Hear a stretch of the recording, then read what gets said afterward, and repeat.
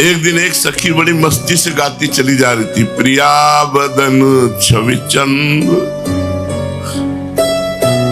पलो प्रीतम नयन चकोर प्रेम सुधारस माधुरी पान कर।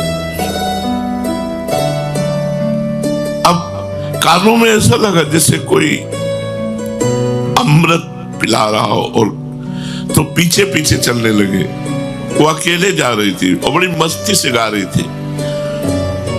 जब उसने पीछे देखा कोई लाल वस्त्रधारी, उसने कहा क्या है बाबा? तो चेहरा देखते ही, आंसू देखते ही समझ गई कि भाव में है। तो हमका सखी है, हमको ग्रंथ ला के देगी। किस ग्रंथ से आप गा रही थी? तो वो बोले वो बाबा ये ग्रंथ पढ़ने से बात नहीं बनती, राधा वल्लभ जी का होने से बात बनती है।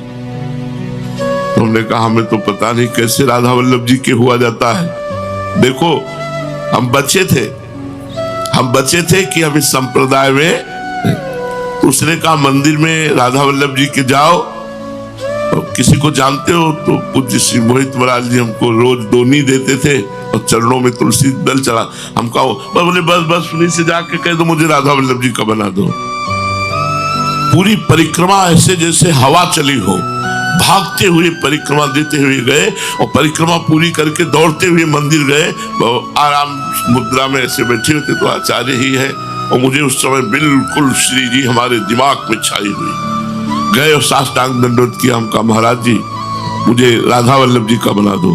तो आनंद गोस्वामी जी ऐसे ताली बजाए, हंसे, बोले बाबा मुझे पता था फंसेगा, मुझे पता था तू फंसेगा, क्योंकि जब तू राधा वल्लभ लाल जी को देखता था तो ऐसा लगता था ये फंसेगा बाबा फंसेगा। बोले बहुत श्री जी की कृपा। तो पूज्य श्री मोहित महाराज जी ने कहा पूज्य श्री राधेश लाल जी से आप ये प्रार्थना कीजिए। हम कहा नहीं, हमें आदेश हुआ है आपके लिए, आप हमें श्री जी का बना दीजिए। जय जय श्री राधेश लाल जी भी विराजमान थे। उन्होंने कहा कि अरे अब देर क्यों, श्री जी का आदेश है, चलो शुरू। तो अपने पास से उन्होंने कंठी मंगाई, हमारे पास 1 रुपया नहीं रहता था। कंठी मंगाई, कंठी बांधी और शरणागत मंत्र दिया। एक दिन एक सखी बड़ी मस्ती से गाती चली जा रही थी, प्रिया बदन छवि चंद पलो प्रीतम नयन चकोर प्रेम सुधारस माधुरी पान कर। अब कानों में ऐसा लगा जैसे कोई अमृत पिला रहा हो, और तो पीछे पीछे चलने लगे।